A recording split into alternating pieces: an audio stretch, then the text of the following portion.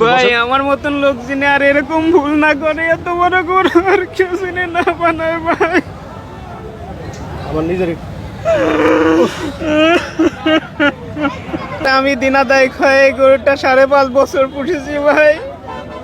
পুষার পরে আমি ন্যায্য দাম পাইতেছি না ভাই, খুব কষ্ট করে এই গরু পুষেছি ভাই।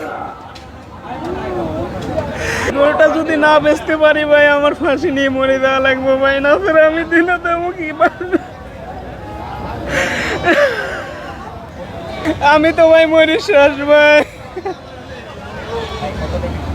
তাও তো ভাই আমার গরুটা বিক্রি হলো না, এখন আমি কি করবো ভাই? আমি ততটা ভালো নাই, কারণ ভাই আমার গরুটা আজকেও বিক্রি হয় নাই আজ পর্যন্ত। মানে ভাই আমি চাইছিলাম যে গরুটা বিক্রি করে একটা ঘর দেবো ভাই, আমার ঘরটা ভাঙা। আর এই গরুটা রাখবো যে জায়গা সে জায়গা, আর ভাই ঘরটা ভালো নাই, ঝড়ে ভেঙে গেছে ভাই। কান্না করেন না ভাই, কান্না করেন না। গরুর দাম চাইছেন কত ভাই? ভাই আগে তো চাইছিলাম 17 লাখ টাকা।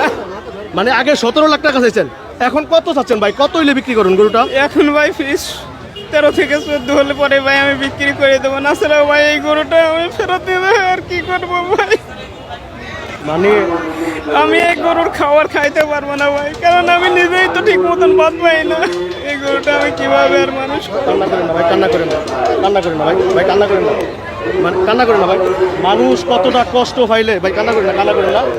মানে কতটা স্বপ্ন নিয়ে আসলো গাবতলী হাটে, কতটা স্বপ্ন নিয়ে আসলো মানুষ যে গাবতলী হাটে গরুটা বিক্রি করবে, দেনা আছে, ঘর বাড়ি করবে। হ্যাঁ দেখুন কান্না ভেঙে উঠছে ভাই, কান্না করেন না। এখন এই যে আপনি 13-14 লাখ টাকা বলছেন, দামাদামি কি করার সুযোগ আছে ভাই?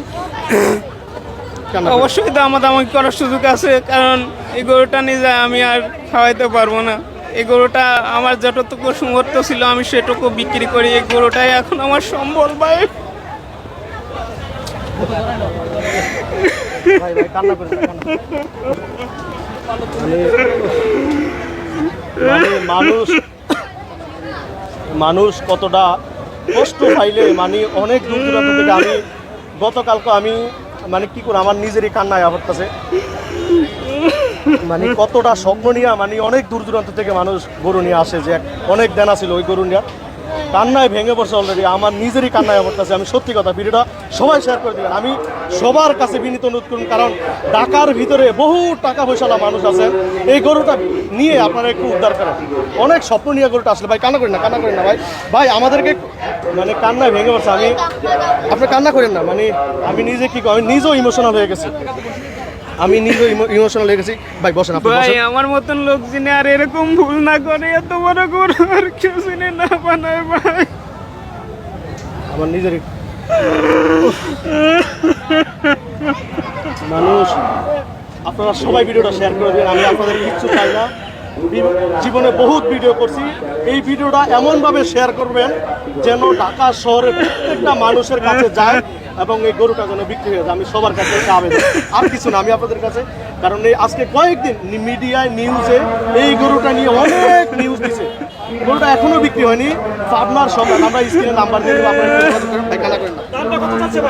দাম চাচ্ছে 13 থেকে 14 লাখ টাকা, কিন্তু সুযোগ আছে, দাম মাদামি করার সুযোগ আছে ভাই।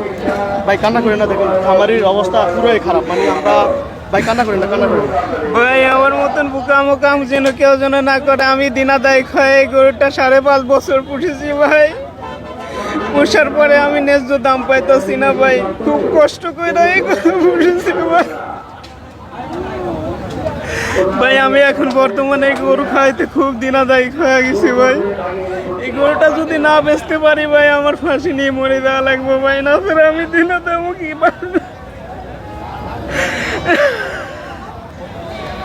কি বলবো, মানে বাসা খুঁজে পাচ্ছি না।